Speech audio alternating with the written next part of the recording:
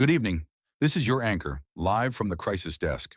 In a stunning escalation that has the entire Western Hemisphere on edge, President Donald J. Trump has openly threatened military strikes against Colombia, the latest flashpoint in his aggressive campaign to reshape Latin America. What started as verbal barrages over drug trafficking has now crossed into explicit threats of force. Following the audacious U.S. raid that captured Venezuelan President Nicolas Maduro just days ago, Trump turned his sights southward, calling Colombia very sick, and its leader, Gustavo Petro, a sick man who is allegedly flooding America with cocaine. When asked if a military operation against Colombia, "Sounds good," the president replied without hesitation. "It sounds good to me." This is no longer rhetoric. This is brinkmanship that could ignite a regional conflict. Stay with us as we break down the timeline, the stakes, and the terrifying possibility that nuclear options, or tactical strikes with massive fallout, are now being whispered in the shadows of power. Let's go straight to the chronology of this fast-moving crisis. Just 1 week ago, U.S. Special Forces executed a lightning raid deep into Caracas, seizing Maduro and his inner circle on charges of narco-terrorism. Trump hailed it as a triumph in the war on drugs, vowing total access to Venezuela's oil and a new era of American dominance in the hemisphere, what some are already calling a revived Monroe Doctrine on steroids. But the operation didn't stop at Venezuela's borders. Within hours, Trump boarded Air Force One and, speaking to reporters, pivoted to Colombia. "Colombia is very sick too," he declared, "run by a sick man who likes making cocaine and sending it to the United States, and he's not going to be doing it very long." Pressed directly on military action, "It sounds good to me." Bogota erupted. President Gustavo Petro, Colombia's first leftist leader, a former guerrilla who has long criticized U.S. interventionism, called emergency rallies. Tens of thousands flooded the streets of Bogota, Medellin, and Cali, waving Colombian flags and chanting, "Out with the Yanks." Petro himself took to the podium. "If they threaten our sovereignty, they will awaken the jaguar of the people. I will take up arms again if necessary to defend Colombia." He didn't stop there. In interviews and posts, Petro accused Trump of naked imperialism, drawing parallels to historical U.S. interventions. He mobilized supporters nationwide, warning that any attack would unleash chaos across the Andes. Meanwhile, U.S. forces have already been active in the region. For months, the Navy and Coast Guard have conducted lethal strikes on suspected drug-running boats in the Caribbean and Eastern Pacific, many linked to Colombian ports or routes. Over 30 attacks reported, more than 110 deaths, including confirmed Colombian nationals. Trump has signaled the next phase, moving from sea to land targets. Intelligence sources speaking off record confirmed discussions within the administration about precision operations inside Colombia, targeting alleged cocaine labs, cartel strongholds, or even leadership compounds. Private military contractors with ties to Trump allies are reportedly positioning assets in the Caribbean. Satellite imagery shows increased U.S. naval presence off Colombia's Pacific coast. The motive? Drugs, migration, and geopolitics.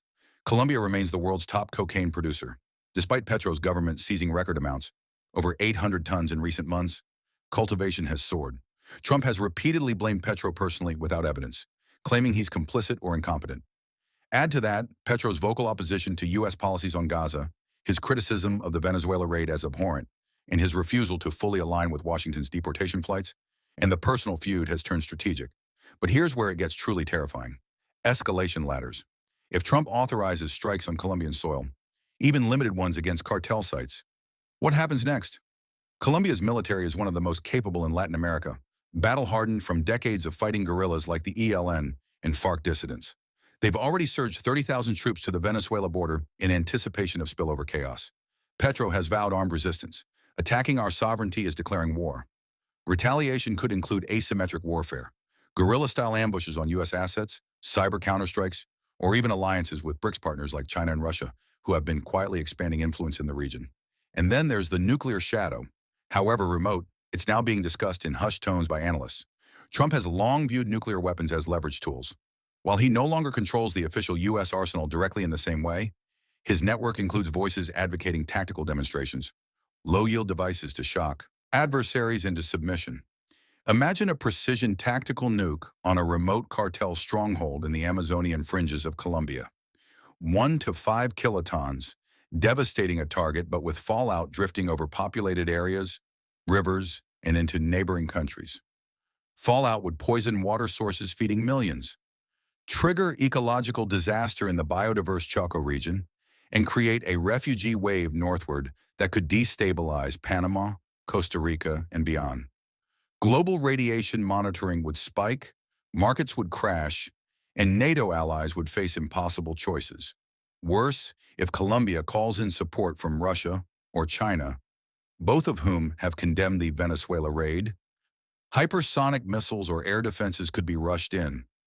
A miscalculation, and we're talking broader war with nuclear powers indirectly involved. The United Nations is in chaos. The Organization of American States has convened emergency sessions.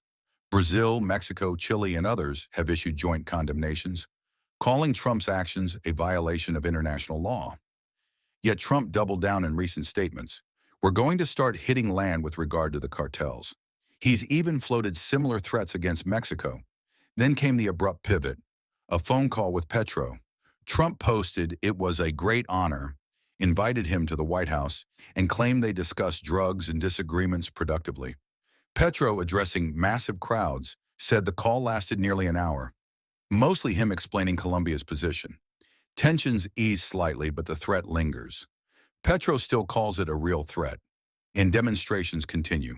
To Colombians on the ground, your resilience is being watched worldwide. Protests are peaceful but firm, defending sovereignty without fear. To Americans, many are asking how a policy of unilateral force serves our interests. Allies are distancing themselves.